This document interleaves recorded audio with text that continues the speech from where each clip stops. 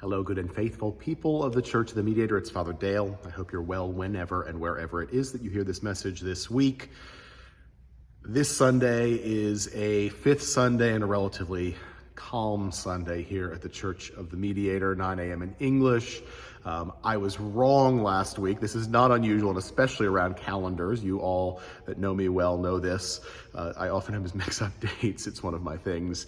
But last Sunday was not the West Park Civic Association brunch in the park. This Sunday will be. So following the 9 a.m. from 11 until 2, if you want to join our friends from West Park Civic Association in brunch, it does require an RSVP. Just let me know and I can connect you with the right person. That will be fun, and they'll have jazz. They have musicians, live musicians that will play in the park in the band shell, and it's a time of sharing as well with our neighbors. So 9 a.m. in English, West Park Civic Association brunch. We'll be back home for our 1 p.m. here in Spanish, and then it will be a relatively normal afternoon after that. Monday is the 30th, and the Feast of St. Michael and All Angels will be celebrated with a Eucharist at noon in the chapel. That's a said Eucharist, as we do for our major feasts, and it usually lasts about 30 to 35 minutes. So if you have time during that midday hour to come and participate with us in the chapel and celebrate that major feast of St. Michael and All Angels, which I think is a cool one of our feasts, thinking about the angelic host, please join us. And I do want to hear, because I've been thinking about those major feast days, maybe it would be more convenient if we celebrated them instead of at noon, maybe in the early evening at a 6 p.m. or a 7 p.m., something like that. So if you have had issues being able to come to the service and you've wanted to because of the time, please let me know, and I'd like to hear about that from you, because I'd like that to be an opportunity for us to gather outside of our Sunday time as well.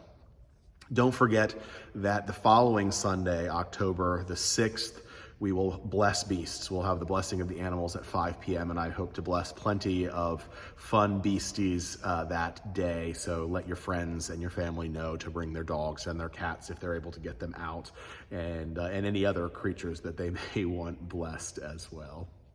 I wanted to talk in my little reflection this week about the Hispanic Heritage Month celebration that we celebrated at the cathedral over in Bethlehem last Sunday afternoon.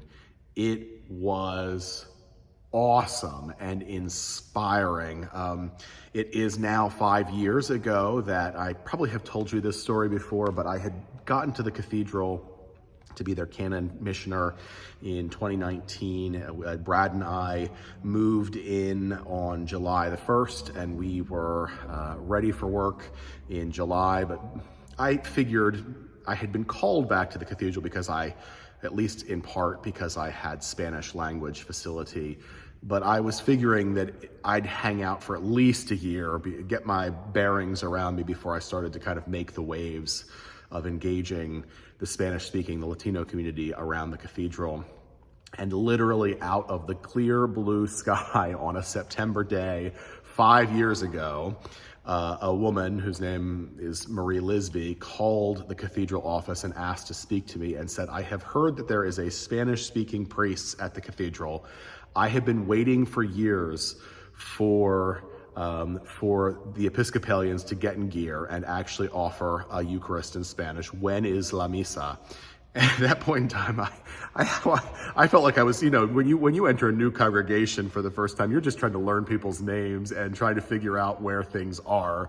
The first year is an intense year, and there it was thrust on me. It was one of, as I would put it, one of probably the most exigent spirit moments, Holy Spirit moments that I've experienced in my life, of the Spirit going, yeah, you think you're going to have time, but you're not going to. I want you to move on this now. And so we put together a group, a task force, a team to do some imagining, folks who had been a long time in the cathedral, and then folks who were newer, and some Spanish-speaking folks.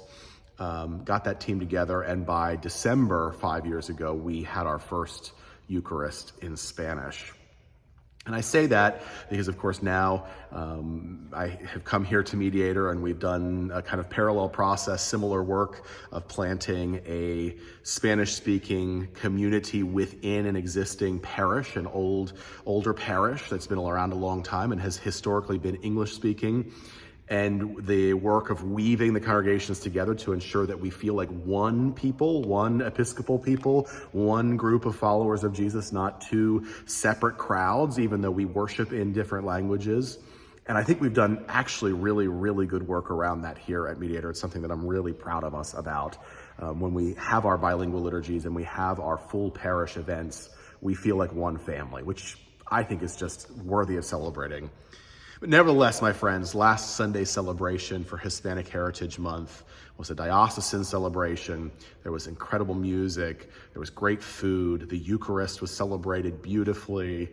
And it was lively, a celebration of how much and how far we've come along as a diocese in this work of engaging in Spanish language ministry and welcoming Latino culture and embracing it and being open to the ways that it's going to change us as people, and also believing and staking our claim that this is something we're dedicated to for the future, which I think is really, really cool and really, really exciting. So there is a picture in Happenings. I sent Yuri a picture to put in Happenings of all of the banderas, the flags. We have a procession with the flags of each of the countries that people come from. There's over 12 flags, over 12 nations represented in our group, our diocesan group, from everywhere from Cuba to the Dominican Republic, to Guatemala, to El Salvador, to Colombia, to Ecuador, all over Latin America. And of course, folks who have been here in the United States for a long time or their whole lives. It's awesome. So take a look at that picture. Give thanks to God with me for the call and for the work that God continues to call us into and to equip us for, and the hope, the sure hope that the church continues to grow, that the message of the gospel in our Episcopal way, our funny little way of following Jesus, still has something to say to people in 2024 and for the future, and that we're going to keep on keeping on, my friends. Blessings on you. I will see you on Sunday. Until then.